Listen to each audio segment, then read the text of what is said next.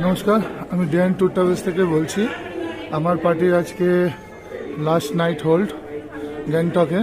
তো এরা এখন লাচিং থেকে ফেরত আসলো, এসে এরা ডিনার করছে। তো আমি এদের আচমকা জিজ্ঞাসা করে নেব এদের ডিনার কীরকম লাগছে। আমরা ডিএন ট্যুর ট্রাভেলস থেকে বুফে সিস্টেম করেছি। এখন ভিড় আছে, আমি জিজ্ঞাসা করতে পারবো না। তো খাওয়া দাওয়ার আপনি একবার একটু দেখে নেবেন। স্যালাড আছে, চিকেন